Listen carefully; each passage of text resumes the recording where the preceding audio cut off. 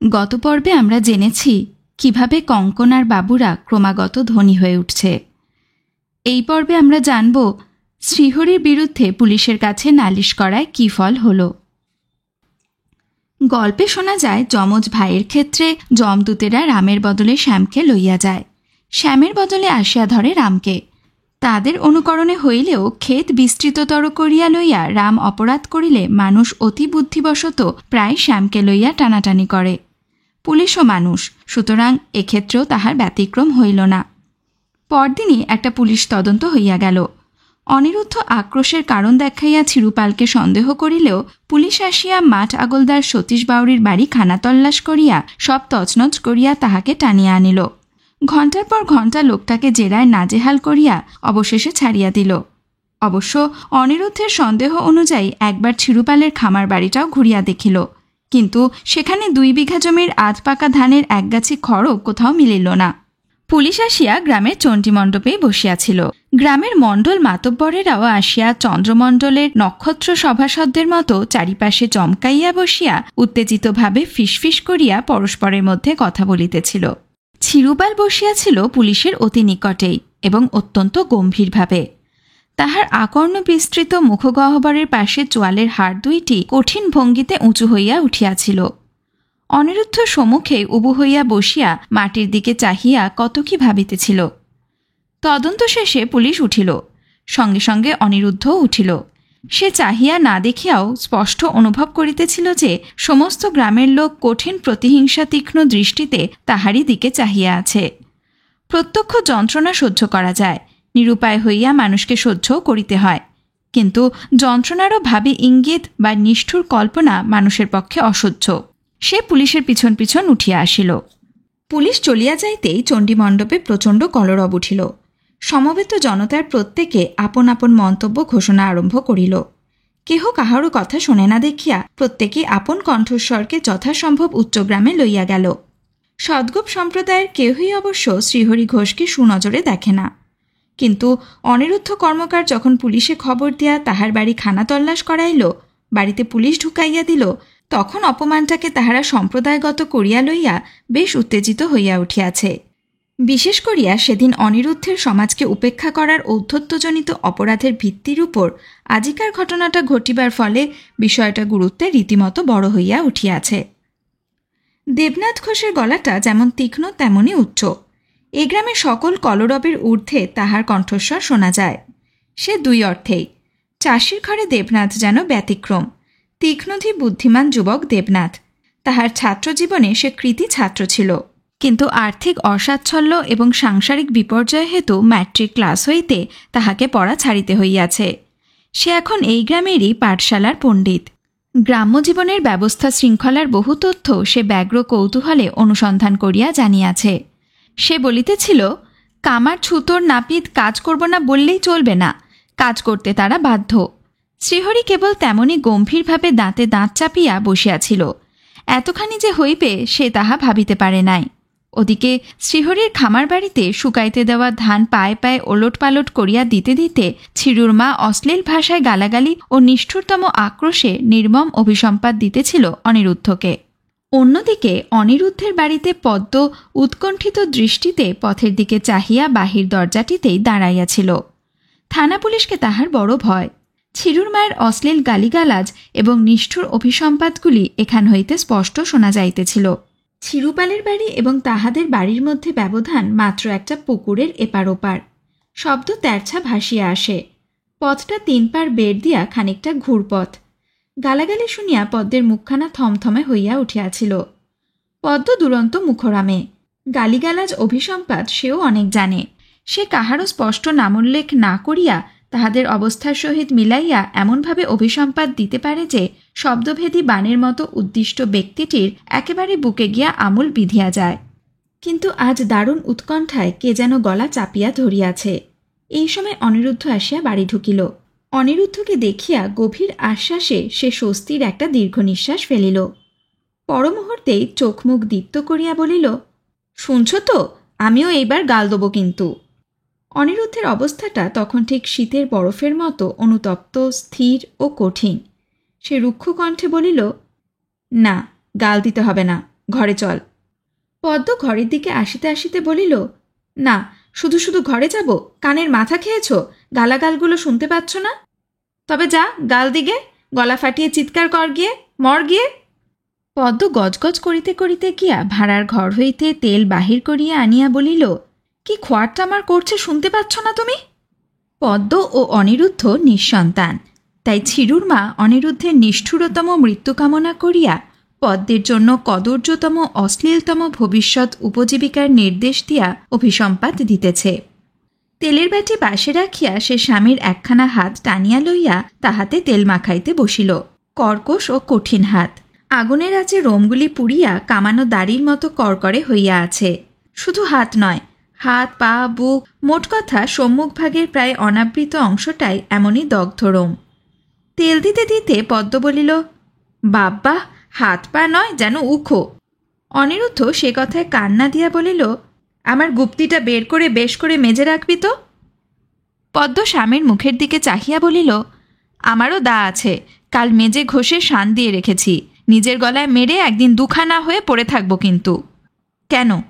তুমি খুন খারাপি করে ফাঁসি যাবে আর আমি হাড়ির ললাট ডোমের দুর্গতি ভোগ করে বেঁচে থাকব? অনিরুদ্ধ কথার কোনো উত্তর দিল না, কেবল বলিল, অর্থাৎ পদ্মের হাড়ির ললাট ডোমের দুর্গতির সম্ভাবনার কথাটা সে ভাবিয়া দেখে নাই। নতুবা ছিঁড়েকে জখম করিয়া জেল খাটিতে বা হত্যা করিয়া ফাঁসি যাইতে বর্তমানে তাহার বিশেষ আপত্তি ছিল না। পদ্ম বলিল, বারণ করলাম থানা পুলিশ করো না, কথা কানেই তুললে না। কিন্তু কি হলো? পুলিশ কি করলে? গায়ের সঙ্গে কেবল ঝগড়া বিবাদ বেড়ে গেল, আর আমি গাল দেবো বললেই একেবারে বাঘের মতো হাঁকিয়ে উঠছে, না, দিতে পাবি না। রুদ্ধ ক্রোধ অনিরুদ্ধ বিরক্তিতে অসহিষ্ণু হইয়া উঠিল, কিন্তু কোনো কঠিন কথা বলিতে তাহার সাহস হইল না, প্রবৃত্তিও হইল না। বন্ধা পদ্মকে লইয়া তাহাকে বড় সন্তর্পণে চলিতে হয়। সামান্য কারণে নিতান্ত বালিকার মতো সে অভিমান করিয়া মাথা খুঁড়িয়া কাঁদিয়া কাটিয়া অনর্থ বাঁধাইয়া তোলে। আবার কখনো প্রবীণা প্রৌঢ়া যেমন দুরন্ত ছেলের আবদার অত্যাচার সহ্য করে, তেমনি করিয়া হাসি মুখে অনিরুদ্ধের অত্যাচার সহ্য করে। অনিরুদ্ধের হাতে মার খাইয়াও তখন খিলখিল করে হাসে। কখন কোন মুখে পদ্ম চলে সে অনিরুদ্ধ অনেকটা বুঝিতে পারে। আজিকার কথার মধ্যে তাহার আবদারের সুর ফুটিতে আরম্ভ করিয়াছে। সেইটুকু বুঝিয়াই সে দারুণ বিরক্তি সত্ত্বেও আত্মসংবরণ করিয়া রহিল। কোনো কথা না বলিয়াই পদ্মর হাত হইতে সে আপনার পাখানা টানিয়া লইয়া বলিল, কই গামছা কই? পদ্ম কিন্তু এইটুকুতে অভিমানে ফোঁস করিয়া উঠিল। অনিরুদ্ধ ভুল করে নাই। পদ্ম আর ছোট মেয়ের মতোই আবদেরে হইয়া উঠিয়াছে। মুখে সে কিছু বলিল না বটে, কিন্তু বিদ্যুতের মতো চমকাইয়া মুখ তুলিয়া জ্বলন্ত দৃষ্টিতে স্বামীর দিকে চাহিল। পরমুহূর্তেই তেলের বাটিটা তুলিয়া লইয়া উঠিয়া চলিয়া গেল। বিরক্তিতে ভ্রুকুটি করিয়া অনিরুদ্ধ বলিল, বেলার পানে তাকিয়ে দেখেছিস ছায়া কোথা গিয়েছে দেখ, এদিকে 3টে বাজে। গম্ভীর মুখে চকিত দৃষ্টিতে চাহিয়া বাড়ির উঠানের ছায়া লক্ষ্য করিয়া পদ্ম গামছাখানা আনিয়া অনিরুদ্ধের হাতে দিয়া বলিল, বসো, আমি জল এনে দিই, বাড়িতেই চান করে নাও। গামছাখানা কাঁধে ফেলিয়া অনিরুদ্ধ বলিল, তাতে দেরি হবে পদ্ম, আমি এই যাব আর আসব, পানকৌড়ির মতো ভুক করে ডুবব আর উঠব, ভাত তুই বেড়ে রাখ। বলিতে বলিতে সে দ্রুতপদে বাহির হইয়া গেল। পদ্ম ভাত বাড়িতে গিয়া রান্নাঘরের শিকলে হাত দিয়া থমকিয়া দাঁড়াইল। ডাল তরকারি সব ঠান্ডা হিম হইয়া গিয়াছে। সেসব বাবুর মুখে রুচিবে কি? বাবু নয় নবাব, যত আয় তত ব্যয়। কামার, কুমোর, নাপিত, স্বর্ণকার ইহাদের অবশ্য খরচে বলিয়া চিরকাল বদনাম। কিন্তু উহার মতো খরচে পদ্ম আর কাহাকেও দেখে না। ওপারের শহরে কামারশালা করিয়া খরচের বাতিক তাহার আরও বাড়িয়া গিয়াছে। 1 টাকা সেরের ইলিশ মাছ এ গ্রামে কে খাইয়াছে?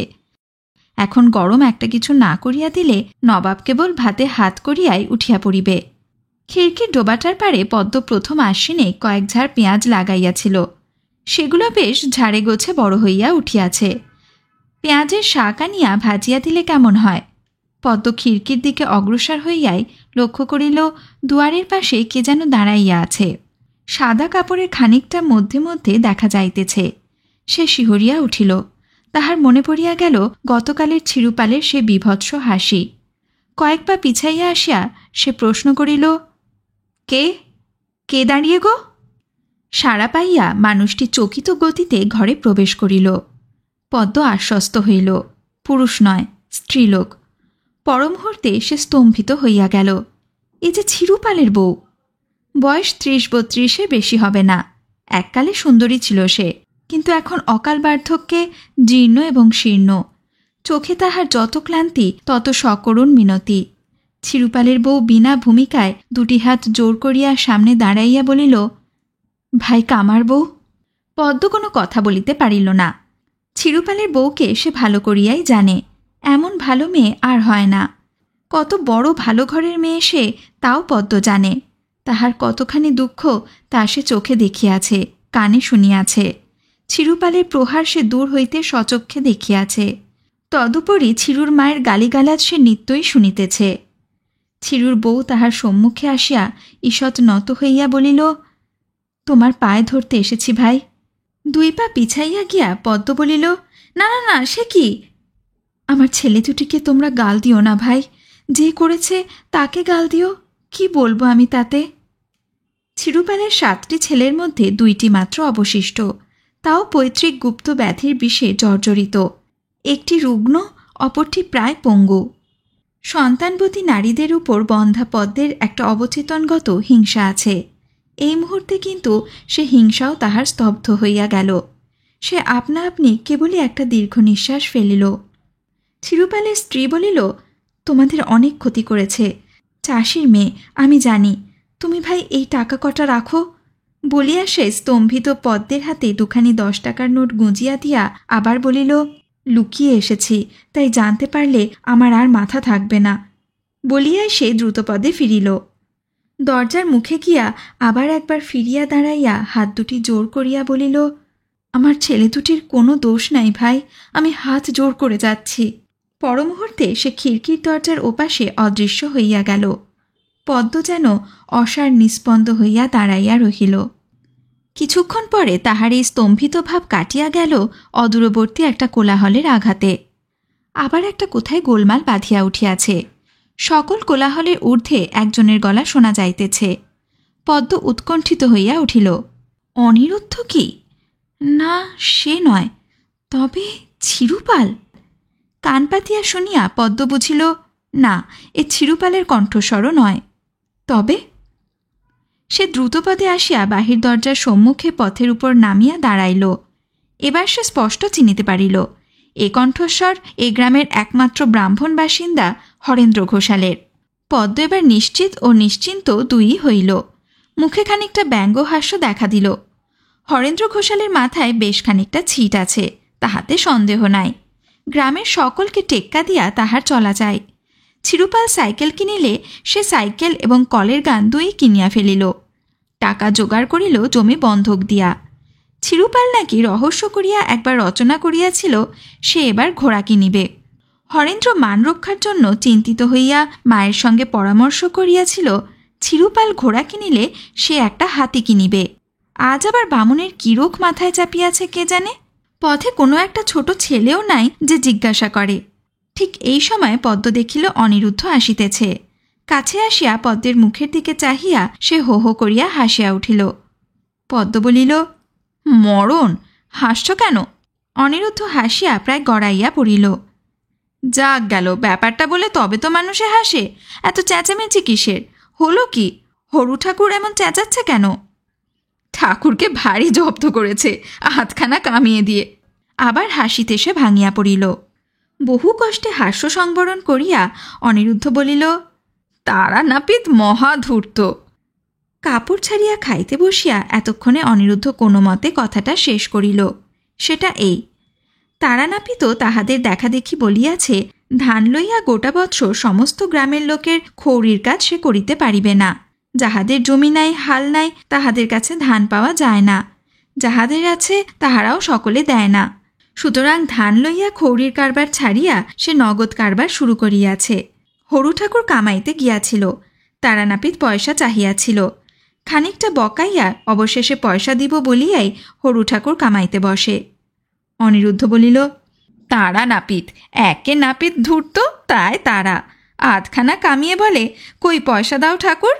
হরু বলে, কাল দেবো। তারা অমনি খুরভার গুটিয়ে ঘরে ঢুকে বলে দিয়েছে, তাহলে আজ থাক, কাল বাকিটা কামিয়ে দেব। এই চেঁচামেচি, গালাগালি, হিন্দি, ফার্সি, ইংরেজি, গাঁয়ের লোকেরা সব আবার জটলা পাকাচ্ছে।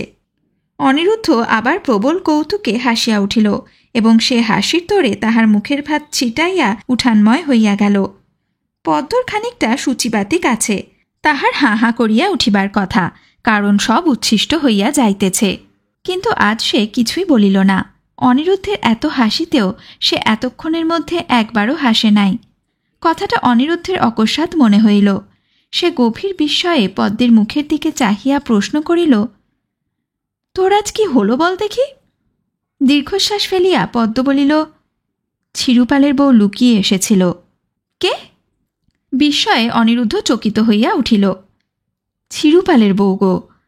তারপর ধীরে ধীরে সমস্ত কথাগুলি বলিয়া পদ্ম কাপড়ের খুঁটে বাঁধা নোট দুখানি দেখাইল।